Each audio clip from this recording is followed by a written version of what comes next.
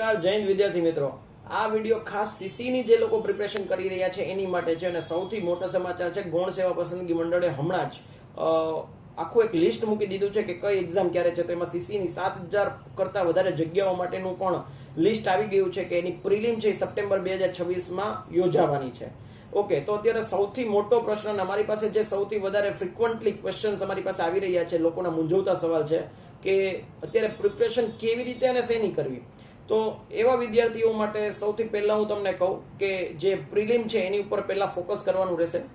60 માર્કનું reasoning અને 30 માર્કનું maths જેનું એકદમ કમ્પ્લીટ હોય અથવા તો તમને એવું લાગે છે કે એમાં હું પ્રોપરલી અટેમ્પ્ટ કરી શકીશ અને પ્રોપર માર્ક લઈ આવી શકીશ, તો એવા લોકો, માત્ર એવા ને એવા લોકોએ અત્યારે હવે જીએસ નો જે નવો સિલેબસ આવ્યો છે, જીએસ ના નવા સિલેબસ મુજબ આગળ ચાલવું જોઈએ અને દરેક ટોપિક ટુ ટોપિક જે સિલેબસમાં આપેલા છે, ખાસ કરીને જીસીઆરટી અને એનસીઆરટી ની બુક વાંચવી જોઈએ. અચ્છા, દરેક ટોપિક વાંચીને કેવી રીતે એની સાથે ન્યાય કરી શકાય? તો દરેક ટોપિક, માની લો કે ગુપ્ત યુગ છે, તો ગુપ્ત યુગ વાંચી અને એના પીવાયક્યુ તમારે સોલ્વ કરવાના રહેશે. એના પીવાયક્યુ જેટલા પણ છે ક્લાસ 3 લેવલના, એ બધા તમારે સોલ્વ કરવાના રહેશે.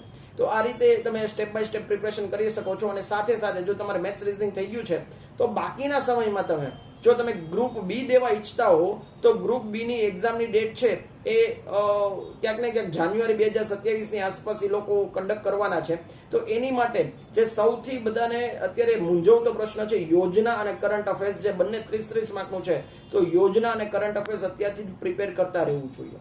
અચ્છા, હવે એવા લોકોની વાત કરીએ કે જે લોકો ને મેથ્સ રીઝનિંગ છે એમાં થોડો પ્રોબ્લેમ છે, અથવા તો એવું લાગે છે ક્યાંય ને ક્યાંય કે કોન્ફિડન્સ મને નથી આવતો, અથવા તો હજી મારે મેથ્સ રીઝનિંગ કરવાની જરૂર છે, તો એવા લોકો ખાસ કરીને રોજનું 3 કલાક રીઝનિંગ, 1 કલાક કે 1.5 કલાક મેથ્સ અને બાકીના 2 કલાક છે જીકે પાછળ ફાળવવાના રહેશે. જીકેમાં અગેન મેં તમને જેમ કીધું એમ જીકે અને મેથ્સ રીઝનિંગ બધામાં કે તમે એક ટોપિક ક્લિયર કરો છો તો બધાની પાછળ એના પીવાયક્યુ કરતા રહેવાના છે. માની લો કે તમે લોહીના સંબંધો કર્યા રીઝનિંગમાં, તો લોહીના સંબંધોના પીવાયક્યુ બધા જ કરી લેવાના રહેશે. અને આ રીતે જો પીવાયક્યુ તમે કરતા જશો અને એક એક ટોપિક ક્લિયર કરતા જશો તો આરામથી તમારી પ્રિલિમ ક્લિયર થઈ જશે. ને જેનો ફાયદો તમને જીએસ જીકે નો જે ફાયદો છે તમને ગ્રુપ બી મેઇન્સમાં પણ મળશે.